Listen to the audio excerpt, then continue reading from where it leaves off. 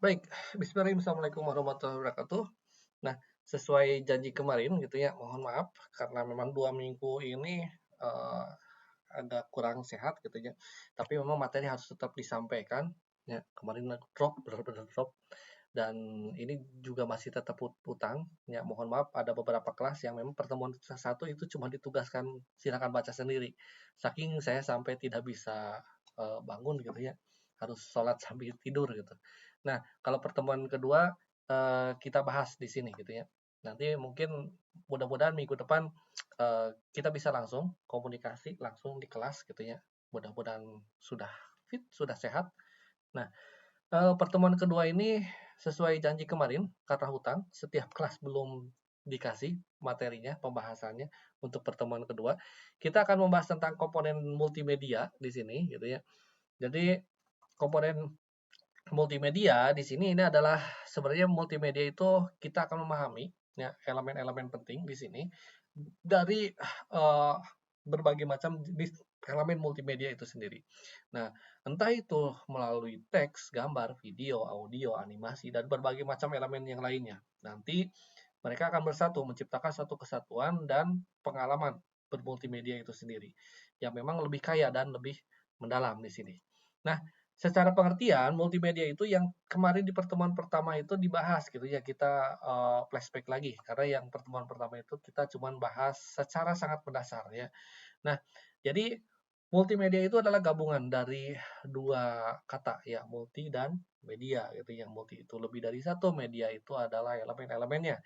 Nah, dan media di sini ini entah itu berupa teks, gambar, audio, video, animasi gitu ya, itu akan menciptakan pengalaman yang memang lebih kaya, lebih interaktif ketika digabungkan gitu.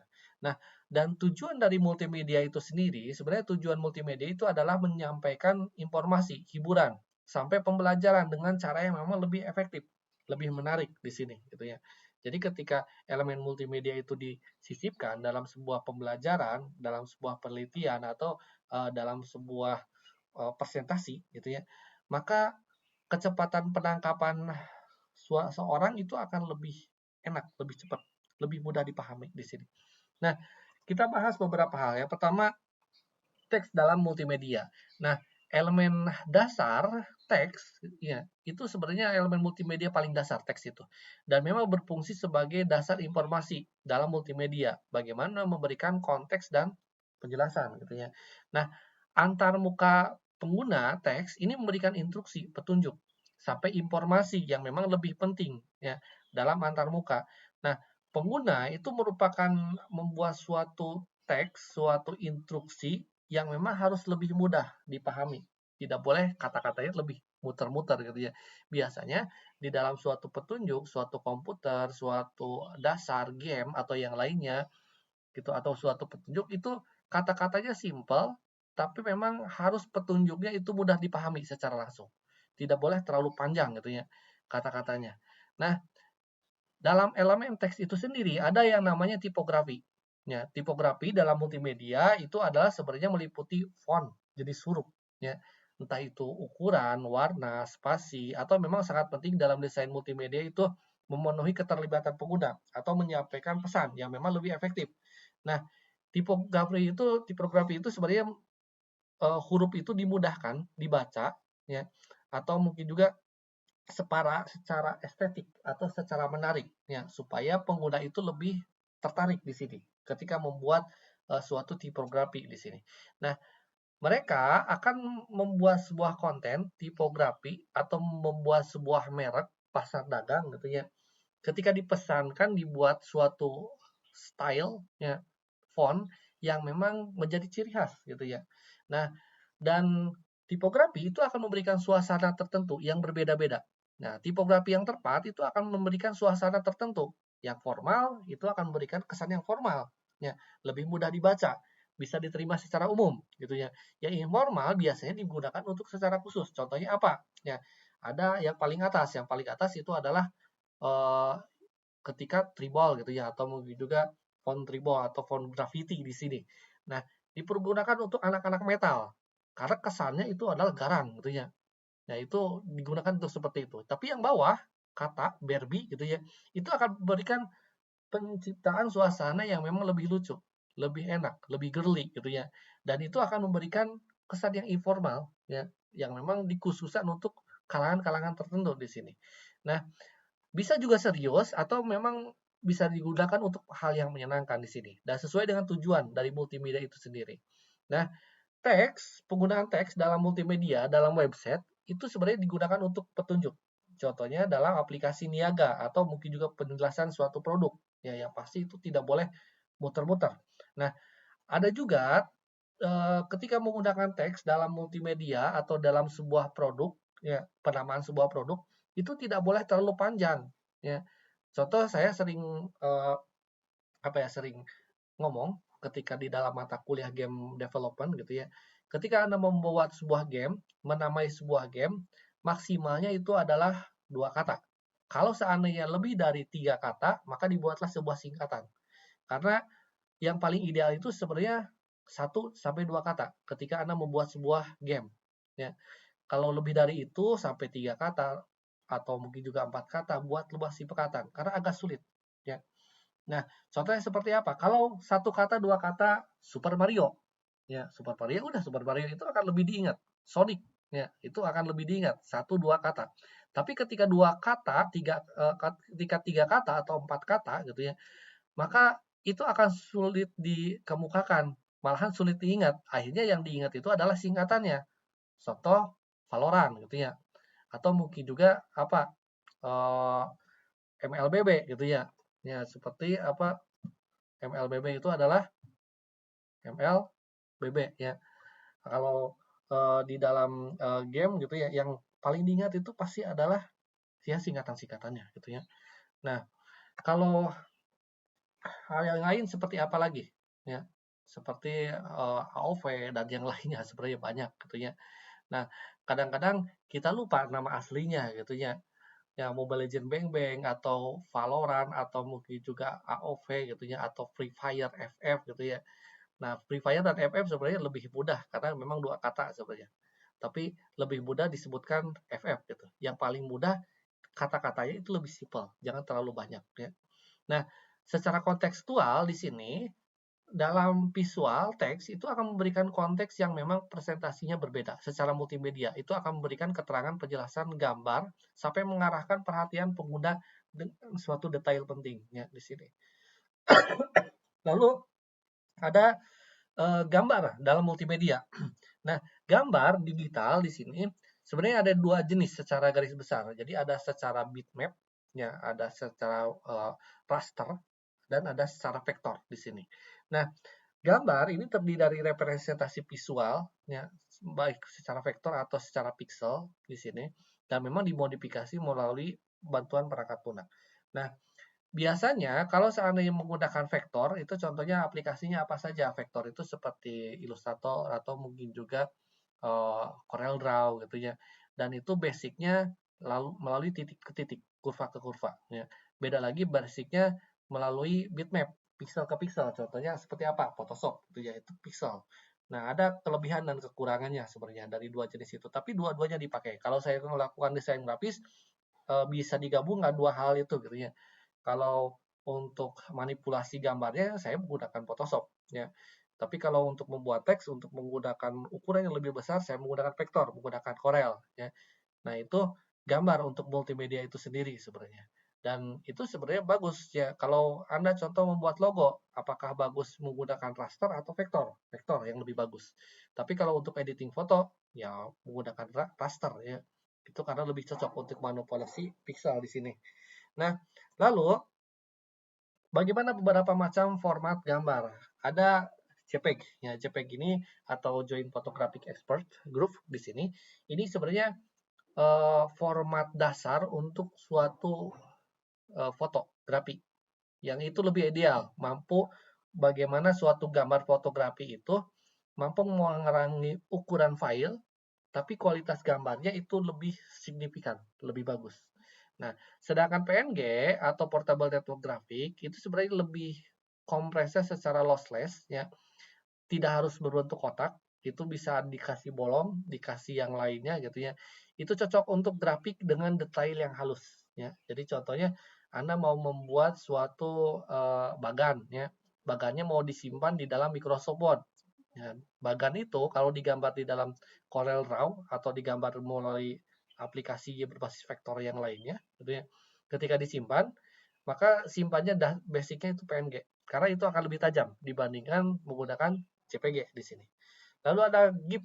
Nah, GIF atau Graphic Interchange Format biasanya didukung untuk animasi, tapi kekurangannya sisi warna itu akan berkurang. Ya, jadi dari warnanya itu akan terbatas karena bitnya itu tidak terlalu banyak. Jumlah warna yang memang dihasilkan itu tidak terlalu banyak. Jadi kualitas gambarnya itu akan menurun gitu ya. Tapi bisa digunakan untuk animasi di sini. Nah, lalu ada penggunaan gambar dalam multimedia. Contohnya gambar digunakan di dalam situs web supaya apa? Supaya lebih estetik, supaya lebih visual dan lebih menarik gitu ya. Atau mungkin juga digunakan untuk presentasi supaya mudah bagaimana memaparkan, bagaimana memvisualisasikan, sampai digunakan untuk desain grafis ya, menampilkan suatu ide visual atau mungkin juga menampilkan suatu branding atau yang lainnya. Nah, lalu ada audio dalam multimedia. Nah, audio sebenarnya itu akan menciptakan suatu latar, suasana, pengalaman pengguna yang berbeda. Bagaimana efek suara petir ya, itu akan memberikan efek yang memang lebih menegangkan ya, atau mungkin juga lolongan anjing gitu ya, lolongan serigala itu akan lebih memberikan suasana mencekam di malam hari gitu ya. Nah, dan itu sebenarnya efek-efek latar dari suara sampai voice over, bagaimana menyampaikan narasi, instruksi, informasi ya, yang lebih ekspresif, lebih informatif di sini gitu ya. Dan itu dasar dari audio multimedia gitu ya di sini. Nah, format-format audio sebenarnya banyak gitu ya. Ada MP3 itu yang ukuran yang lebih kecil digunakan untuk streaming atau untuk editing atau untuk musik gitu ya. Ada WAP ya, formatnya sebenarnya lebih besar ya, tapi mempertahankan kualitas suara lebih asli. Ideal untuk rekaman audio gitu ya. Jadi kalau untuk kualitas rekaman WAV itu lebih bagus. Nah, kalau MIDI itu suara digital ya, polifonik gitu ya kalau di sana. Biasanya digunakan untuk memainkan instrumen-instrumen musik secara virtual ya. Tapi memang tidak banyak beragam gitu ya di sini. Nah, sebenarnya banyak gitu ya untuk audio di sini. Jadi untuk beberapa format format gambar, format audio sebenarnya banyak ya. Nah, lalu bagaimana penggunaan audio di dalam multimedia? Itu sering digunakan, contohnya di dalam games gitu ya. Ya, itu digunakan bagaimana memberikan kesan tertentu. Ketika memukul, maka ada suara pukulannya gitu ya. Atau di dalam suatu film, ya. Bagaimana akan memberikan emosi ketika dikasih musik latar di sini. Dalam presentasi juga sama. Suatu audiens itu akan memberikan efek tertentu, ya. Poin-poin penting, ya, atau mungkin juga voice over tertentu untuk memberikan informasi di dalam presentasi sampai aplikasi pembelajaran. Nah, audio juga digunakan di sini gitu ya. Bahkan memberikan efek tertentu ya, umpan balik sampai voice over menjelaskan konsep-konsep tertentu. Nah, video dalam multimedia sebenarnya dua jenis ya. Ada memang menjadi elemen dinamis di mana video ini adalah elemen dinamis di dalam multimedia menggambarkan gerakan atau kehidupan atau menghidupkan suatu konten. Nah, video juga itu sebenarnya meningkatkan pengalaman pengguna. Bagaimana pengguna itu bisa melihat atau menonton secara audio visual, meningkatkan pengalaman pengguna dengan menyediakan tutorial atau demonstrasi khusus ya, dengan cerita yang memang lebih menarik, lebih efektif ya di sini. Nah, ada beberapa macam format video, ada contohnya seperti MP4. Ini format standar untuk setiap format video yang compatible gitu ya dari berbagai macam platform ya. Lalu ada AVI. AVI ini biasanya digunakan di basic di Windows gitu ya. Kompatibilitasnya lebih luas di Windows. Terus ada MOV, itu digunakan di Apple, sering digunakan gitu ya. Kalau punya iPhone biasanya MOV gitu ya. Atau digunakan untuk editing video yang lebih berkualitas di sini. Nah, lalu bagaimana penggunaan video dalam multimedia? Contohnya digunakan untuk apa saja? Untuk iklan. Bagaimana menyampaikan pesan dengan efektif, mengikat perhatian sampai menceritakan kisah klasik, atau meningkatkan kualitas e-learning di sini ya. Jadi video juga memberikan demonstrasi, tutorial, pengalaman pembelajaran yang memang lebih interaktif di sini. Lalu presentasi perusahaan. Nah, video juga bisa mempresentasikan perusahaan, menyampaikan ya, gambarannya dari atas, gambaran menggunakan drone atau gambaran fasilitasnya segala macam, itu digunakan untuk pengenalan perusahaan gitu ya, sampai membangun citra dari suatu merek di sini. Nah, beberapa animasi multimedia di sini. Contohnya animasi multimedia, bagaimana animasi serangkaian gambar yang memang nanti diterapkan secara beruntun gitu ya. Akhirnya menciptakan suatu ilusi gerakan tertentu. Nah, animasinya dibagi dua secara garis besar, ada animasi 2 dimensi digunakan permukaan datar ya, seperti ilusi gerakan menciptakan gerakan tertentu secara 2 dimensi, ada juga menggunakan animasi 3 dimensi. Ya, biasanya menggunakan model 3 dimensi gitu ya. Dasarnya 2 gitu ya. Kalau hukumnya animasi 2 dimensi itu adalah XY, kalau 3 dimensi itu adalah XYZ gitu ya. Koordinatnya juga berbeda. Nah, lalu jenis animasi ini ada berbagai macam jenis, ya ada frame by frame. Biasanya frame by frame itu animasi yang memang digunakan diciptakan secara manual, ya menciptakan ilusi gerakan dari serangkaian gambar dengan penggerakan yang lebih cepat, frame by frame. Ada yang memang animasi itu digunakan menggunakan motion twin. Motion twin itu lebih efisien, ya. Jadi digunakan titik awal sampai titik akhir, si gerakannya diam, ya. Tapi digunakan garis tarik gitu ya, akhirnya maju sendiri di sini gitu ya. Nah, seperti apa? Seperti contoh laju mobil, ya mobilnya diam, ya tidak menggunakan frame by frame, tapi digunakan suatu motion twin gitu ya. Bagaimana bingkai perantara antar satu titik ke titik lain.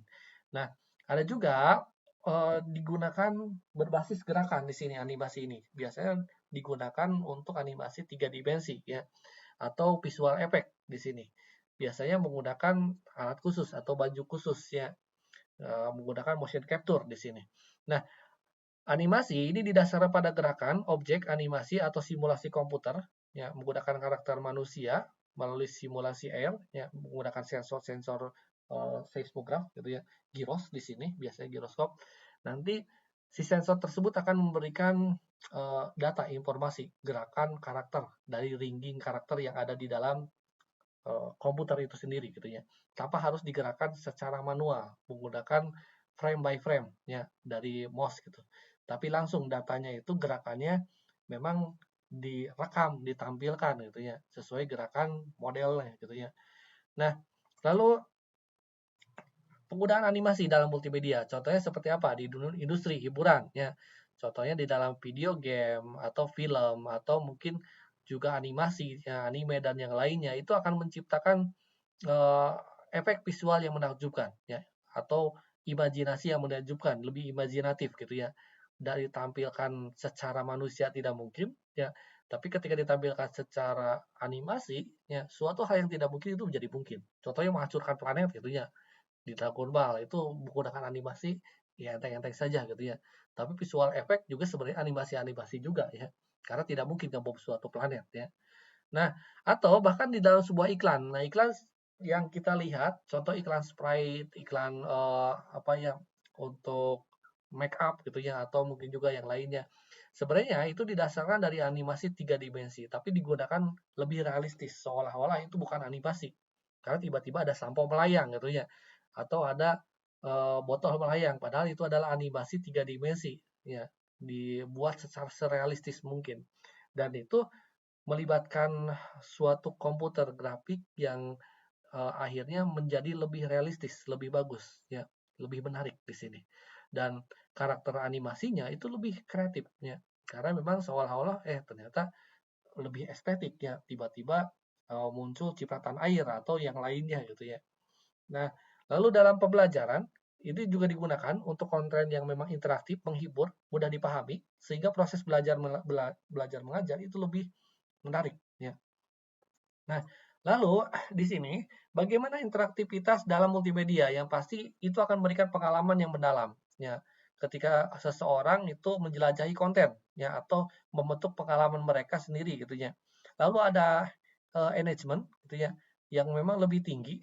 Jadi multimedia interaktif ini akan dibuat gitu ya, akan memberikan apa ya, memberikan inovasi ya, atau mungkin juga memotivasi, menghibur, mendorong mereka supaya lebih berinteraksi ya, lebih lama, lebih nyaman gitu ya. karena memang digunakan secara multimedia. Contoh interaktifnya, bagaimana game, ketika kita ada mainkan game, gitu ya, atau aplikasi pembelajaran, seorang pengguna itu akan lebih, apa ya, lebih menggunakan aplikasi itu akan lebih lama, tanpa terasa waktunya itu sudah habis, gitu ya. Nah, itu karena apa? Saking nyamannya, saking mudahnya dipelajari, gitu ya, atau mungkin saking menariknya suatu game tersebut, gitu ya. Karena memang kalau bisa disebutkan itu adalah salah satu elemen multimedia itu sendiri. Nah, dan integrasi komponen multimedia dari berbagai macam integrasi teks, gambar, audio, video gitu ya. Nanti akan menghasilkan sinkronisasi. Ya, contohnya game. Game itu hampir semua elemen multimedia itu ada semua di dalam sebuah game. Nah, ketika disinkronkan komponen-komponen tersebut ya, itu akan menjadi suatu kompabilitas dalam suatu perangkat lunak dan nanti itu akan terintegrasi ya, nanti teroptimasi sampai ukurannya atau mungkin juga kompabilitasnya akan berbeda-beda gitu ya. Karena contohnya membutuhkan teknik-teknik tertentu. Contohnya Anda melakukan telekonferensi ya, ada istilah kompresi ya. Eee, Ukuran suara dengan ukuran gambar itu lebih kecil ukuran suara. Nanti itu tetap harus ada namanya kompres gitu ya. Supaya apa? Supaya ukurannya itu menjadi lebih hampir sama ya. Akhirnya si data suara dan data gambar itu bisa datang berbarengan, tidak ada delay ya. Tidak ada ngomong suara duluan ya, lalu ngangap belakangan gitu ya, enggak gitu ya. Nah, lalu kesimpulan yang terakhir di sini, nah nanti mungkin di pertemuan di kelas gitu ya akan dibagi kelompok gitu ya. Nanti di setiap kelompok akan didiskusikan. Nah, mungkin bisa dipikirkan dari sekarang ya.